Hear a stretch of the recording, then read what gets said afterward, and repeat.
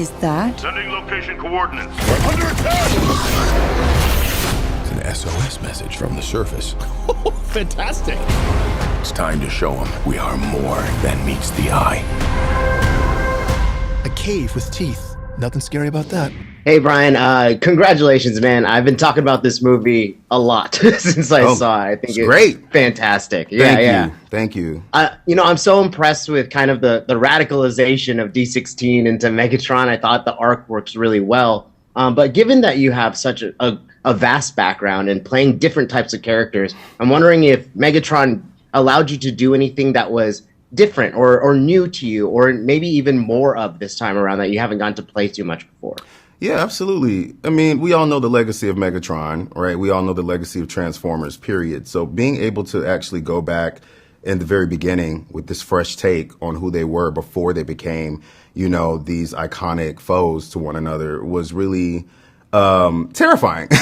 It's like, how do we start? Where do we start? And for me, I thought the best place to start with trying to figure out who these young bots are was to kind of bring my own experience. So I thought about me when I was like in my early 20s, 21 in college, trying to figure out, what path I wanted in life. I think it was also like the first time that I had experienced, individuality and what that meant for me, and being told what paths to take as a young black man in the world. It was like, okay, I don't want to conform to any of this. I want to fight against the system no matter what. And so it seemed to me that Megatron was on the same path. It seemed to me that is exactly what he was trying to figure out in his life. And what I also really love about this one is the friendship that they actually shared. Like, nobody really knew that they actually started as best friends, and what friendship means, especially at a time in your life like that, like in early development where you're trying to figure out who you are as an individual. So when it came to the voice of young Megatron, I kind of just wanted him to kind of reflect me at that time. I wanted him to sound close to who I was, to kind of share the same values that I did, but also to bring like the lightheartedness and playfulness to him. And that was very easy to do when you're opposite Chris. Like it was pretty easy to fall into that kind of friendship. But then also that turn when you actually see that he is completely disillusioned, like what that is. And I actually wanted that to feel more heartbreaking than,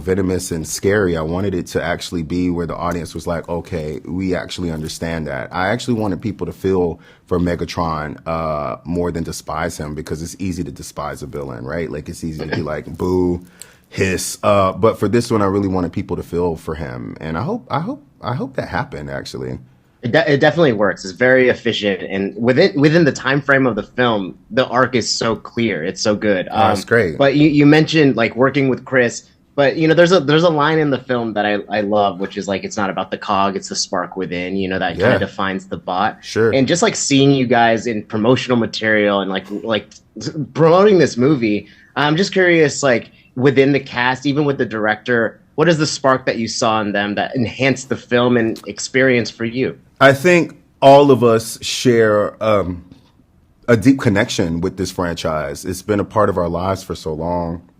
And what I also love about working with Josh is that you can tell that he holds this story very precious, like he cares. He's a fan. And I think that's what we want to see more often than not when we revive or we retell these stories, is that it is in the greatest care of someone who actually cares about it. And I think that Josh is definitely one of those people. You can see the spark in him anytime that we, see the toys or see the posters or we see people coming out of the theater. Like, it's kind of something that you can't deny, right? Like, if it jumps off the screen that we're fans, then hopefully it'll, invigorate that spark in you. So yeah, I think that is something that is incredibly important in this movie, is that it is truly held and cared for by people who were fans of it to begin with. Totally. Now, like I said, it's fantastic. I do have to wrap, but I can't wait to talk to you for Transformers 2. Okay. It's coming. All it's right. coming. So, man, thank you. Yeah, take care, man. All right, Thank you too. I want to help build a better world.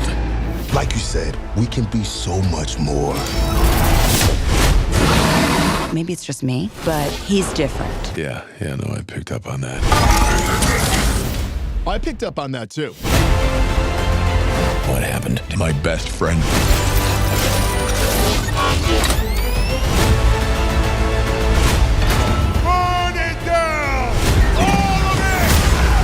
stop him. We could have built the future together. I don't think so.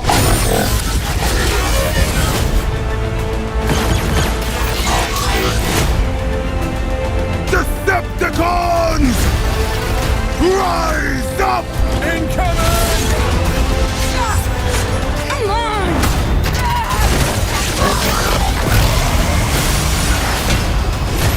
Awesome! That's what I'm talking about. Now is the time for us to stand up. Together. As one.